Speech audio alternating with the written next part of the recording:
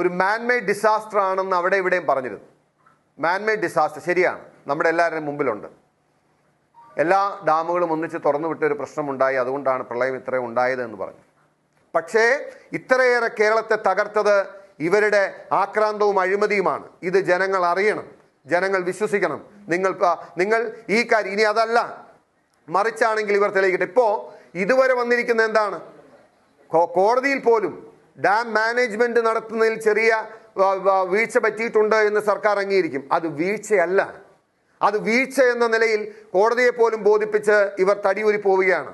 ഇത് അഴിമതിയാണ്, ഇത് കൊള്ളയാണ്. ഈ കൊള്ളയാണ് കേരളത്തെ തകർത്തത്.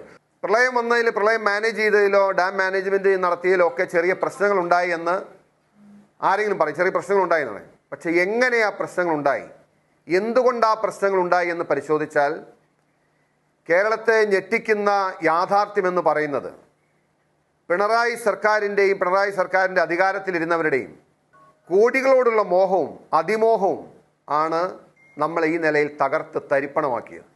ഇനി ഞാനിത് പറഞ്ഞാൽ നിങ്ങൾ ഒരുപക്ഷെ മുഖവിലയ്ക്ക് എടുക്കണമെന്നില്ല. ഞാൻ ഇന്ന് റിലീസ് ചെയ്യാൻ ആഗ്രഹിക്കുന്ന ഒരു കാര്യം, നിലവിൽ കേരളത്തിലെ ക്യാബിനറ്റിൽ മന്ത്രിയായിരിക്കുന്ന ജലസേന വകുപ്പ് കൈകാര്യം ചെയ്യുന്ന ആ മന്ത്രിയുടെ ഒരു പഴയകാല അദ്ദേഹത്തിൻ്റെ ഒരു കോൺവെർസേഷൻ ഇതുമായി ബന്ധപ്പെട്ട് വളരെ ക്ലാരിറ്റിയോടുകൂടി അദ്ദേഹം പറയുന്നത് ഞാൻ നിങ്ങളെ കേൾപ്പിക്കാം. തോട്ടപ്പള്ളി സ്പിൽവേ എന്താ തുറക്കാതിരുന്നത്? ഒരു മാസം മുമ്പ് തുറക്കേണ്ടതാണ്. എക്സിക്യൂട്ടീവ് എഞ്ചിനീയർ തുറക്കണമെന്ന് ആവശ്യപ്പെട്ടും തുറക്കണ്ട പറഞ്ഞു. എന്താ കാരണം അറിയോ? അത് തുറന്നാൽ അതിന്റെ താഴെയുള്ള മണൽത്തിട്ടുണ്ട്, ആ മണൽത്തിട്ട് വെള്ളം കൊണ്ടുപോകും.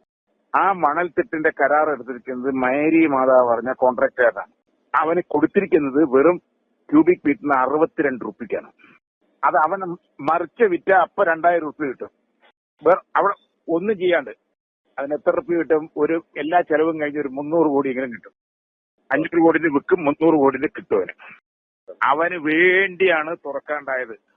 അതാണ് നിന്റെ ജോഷി പറഞ്ഞ ചീഫ് എഞ്ചിനീയറും നമ്മുടെ കളിച്ചിരിക്കുന്നത് ജോർജ് തോമസിന്റെ പെങ്ങളും മാത്യുട്ടിയും കൂടി ഇരുന്ന് ആലോചിച്ചിട്ടാണ് പണിയൊക്കെ ചെയ്തത്. അഴിമതി നടന്നു. അവന്റെ പുണ്യവാനൊക്കെ ഉണ്ടല്ലോ, ഒന്ന്. രണ്ടാമത്തത്, ഇനി അവൻ അങ്ങനെ പുണ്യവാനൊന്നും വേണ്ട. അവിടെ മണിയാറ് പറഞ്ഞ പ്രോജക്റ്റ് ഉണ്ട് അവിടെ പമ്പയുടെ മുകളില്. അത് ഇറിഗേഷന്റെ പ്രോജക്റ്റാണ്. അതിന്റെ മുകളിൽ 2 ഇലക്ട്രിസിറ്റിയുടെ പ്രോജക്റ്റ് ഉണ്ട്.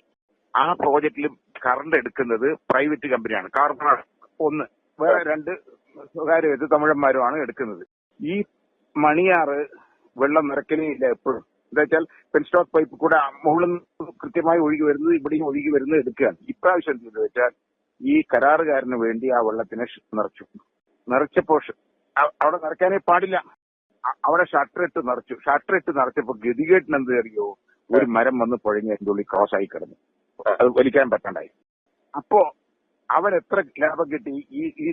ഇതിന്റെ വെള്ളം തുറക്കണോ തുറക്കണ്ടയോ ഒക്കെ ഡിസാസ്റ്റർ മാനേജ്മെന്റ് സെക്രട്ടറി ആരാണ്? ഇറിഗേഷന്റെ ചീഫ് എഞ്ചിനീയറാണ്.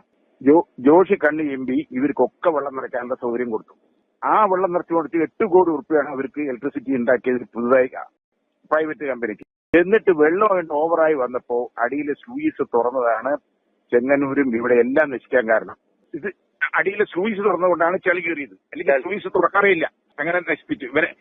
അത് കാർക്കോളാണ്ടിൽ നിന്ന് കാശാർക്ക് കിട്ടി. മൂന്നാമത്തെ കേസ് കിട്ടിയ പറമ്പിക്കുളം തൂണക്കടവ് ഷോളയാറ് ഇതൊക്കെ നമ്മളാണ് ഇറിഗേഷന്റെ ഇപ്രാവശ്യത്തെ ചെയർമാൻ. ഒരു കൊല്ലം നമ്മളും ഒരു കൊല്ലം അവരുമാണ്. തമിഴ്നാട് ഒരു കൊല്ലം നമ്മളും ഒരു കൊല്ലം. ഇക്കെല്ലാം നമ്മളാണ്. ജോഷിയാണ് ചെയർമാൻ. വെള്ളം എപ്പോ തുറക്കണ്ട തീരുമാനിക്കുന്നത് ജോഷിയാണ്. അപ്പൊ ആ വെള്ളം തമിഴ്നാട് കൊണ്ടുപോകാതെ ആ വെള്ളം മുഴുവൻ കേരളത്തിലേക്ക് തുറന്നു വിടാൻ ഇവൻ കൂട്ടുനിന്നു. എന്താ വെച്ചാൽ ശ്രദ്ധിച്ചോ 1400 ക്യൂസെക്സ് വെള്ളം കൊണ്ടുപോകാൻ കൊണ്ടൂർ കനാലിൽ കൂടെ തമിഴ്നാട് കൊണ്ടുപോകാനുള്ള കപ്പാസിറ്റി ഉണ്ട്. 800 കൊണ്ടുപോയുള്ളൂ. 35 മെഗാവാട്ട് അവിടെ ഇലക്ട്രിസിറ്റി ഉൽപ്പാദിപ്പിക്കേണ്ട അവിടെ 20 മെഗാവാട്ടേ ഉൽപ്പാദിപ്പിച്ചു. എന്താ കാരണം? അവിടെ 100-200 കോടി രൂപയുടെ വർക്ക് നടക്കുന്നുണ്ട് ഇവിടെ തമിഴ്നാട്ടിൽ. ഈ വെള്ളം പോയാൽ ആ വർക്കിന് മുഴുവൻ വയ്ക്കാൻ ആ കരാറുകാരനാണ് ഇവര് വന്ന് കണ്ടത്.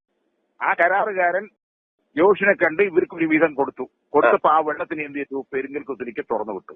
ചാലക്കുടി പുഴപ്പും അങ്ങനെയാണ് ചാലക്കുടി പുഴ മുഴുവൻ പോയത്. മനസ്സിലായില്ലേ? പുണ്യവാളൻ കാശ് ഞാൻ വലിയ ആദർശവാനാണ് പറയണ്ടല്ലോ. ഇത് എത്ര കോടി രൂപ ഉണ്ടാക്കിണ്ടാവും? ഇതാണ് പരിശുദ്ധനായ ആളുടെ കഥ.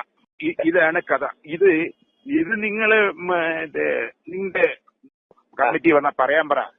ഇനി അത്യാവശ്യം വേണ്ടപ്പെട്ടവർക്കൊന്ന് പറഞ്ഞു കൊടുക്കും. കമ്മിറ്റി ഇപ്പൊ നാനൂറ്റം പറഞ്ഞല്ലേ വിളിക്കുള്ളൂ. ഏറ്റവും പുതിയ വാർത്തകളും വിശേഷങ്ങളും വിരൽത്തുമ്പിലറിയാൻ സീ മലയാളം ന്യൂസ് എല്ലാ ഡിജിറ്റൽ പ്ലാറ്റ്ഫോമുകളിലും ലഭ്യം.